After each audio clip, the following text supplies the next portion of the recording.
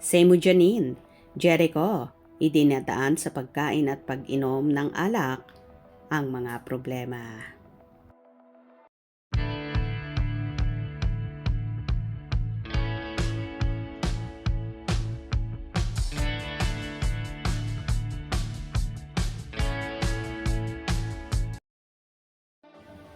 Aminado ang aktor na si Jericho Rosales na naging coping mechanism niya ang pag-inom ng alak at pagkain kapag mayroon siyang problema.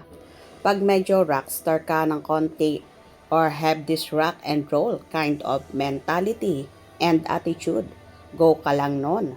Not just drinking alcohol but eating. Pagbabahagi ni Jericho Rosales nang makapanayam siya kamakailan. Pagpapatuloy niya, so sometimes you think, okay lang yan. Tatakbo naman ako. Okay lang yan. Mag-workout naman ako. Or worse, you just don't care. You're not inspired. You just want to eat and eat and eat and eat. Or you want to have a good time.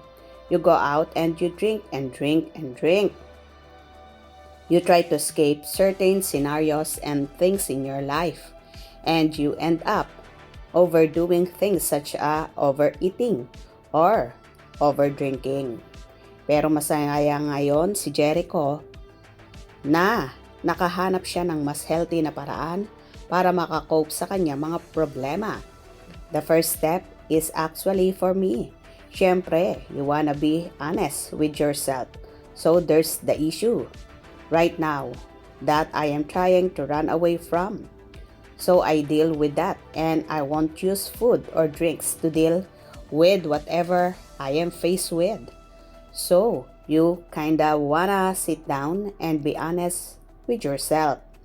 Be gentle with yourself and be honest and say, it's a hard time. I'm going through sometimes, but I won't use food or drink as a tool to be okay.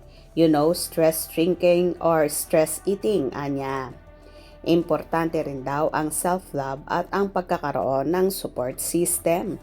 You kind of want the company of your friends and family or with yourself to just deal with that and be gentle with yourself. So that you'll be okay, say ni Jericho. Well, iba-iba naman ang pamamaraan ng bawat tao kapag may problema. At ito nga ang naging pamamaraan ng mahusay na aktor. Kalaunan naman ay nawala rin at naibaling din niya sa ibang bagay ang kanyang stress at mga problema. Kaya naman ngayon kitang-kita kung gaano ka-healthy ang aktor, lalo na sa relasyon niya ngayon sa kapamilya at multi-awarded actress na si Janine Gutierrez. Mas lalo pang napaayos ang healthy living ni Echo dahil sa dalaga, dahil palagi na siyang may companion at napapagsabihan ng mga problema niya. Kitang-kita naman kung gaano kasaya ang mga puso nila ngayon. Anyway, umaasa naman ang lahat ng Econin supporters na hanggang dulo na ang pagmamahalan ng dalawa.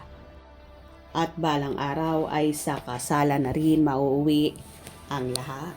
Gusto nyo ba yon? Kung nagustuhan nyo ang video na ito, comment down below.